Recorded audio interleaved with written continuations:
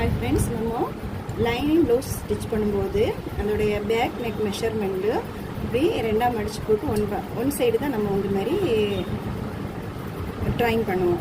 இது வந்து இந்த பக்கமும் அதே மாதிரி நமக்கு வந்து இதே டிராஃப்ட் வந்து வரணும். அது எப்படின்னா ரெண்டு ஐடியாஸ் இருக்குது. ஒன்று வந்து நம்ம மார்க்கிங் சாக் இப்படி பண்ணிவிட்டு இதை அப்படியே ரெண்டாக இப்படி திருப்பி போட்டு இப்படி பண்ணிட்டோன்னா இதோடைய டிசைன் வந்து இந்த பக்கம் வந்துடும். அது என்ன, கொஞ்சம் நம்ம வந்து சாக் வந்து கொஞ்சம் தின்னாக வந்துட்டு நம்ம வந்து மார்க் பண்ண வேண்டியிருக்கும். இல்லைன்னா இன்னொரு ஐடியா இருக்குது, அது வந்துட்டு ஈஸியாக தான் இருக்கும். அது எப்படின்னு பார்க்கலாமாங்க. இப்போ நம்ம இதில் தைக்க போகிறோம். தையலுடைய அகலம் வந்து பெருசு பண்ணி நம்ம மிஷினில் செட் பண்ணிவிட்டு இந்த தையல் போடணும்.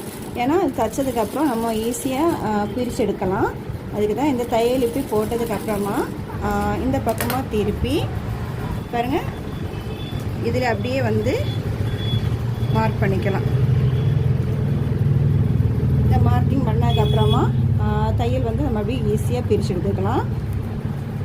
இந்த வீடியோ உங்களுக்கு யூஸ்ஃபுல்லாக இருந்துச்சுன்னா அர்ஃபா குக் அண்ட் ஸ்டிச்சிங் நம்மளுக்கு சப்ஸ்கிரைப் பண்ணுங்கள், லைக் பண்ணுங்கள், ஷேர் பண்ணுங்கள், கமெண்ட் பண்ணுங்கள். தேங்க்யூ ஃபார் வாட்சிங். அர்ஃபா குட்டி பாருங்கள், மார்க்கிங் வந்துட்டு நம்ம ஈஸியாக போட்டோம். எப்போவுமே வந்து லைனிங்கில் நம்ம நெக் வந்து கட் பண்ணாமல் மெயின் பீஸில் வச்சு ஸ்டிச் பண்ணதுக்கப்புறமா இந்த நெக் பார்ட்டு கட் பண்ணணும்.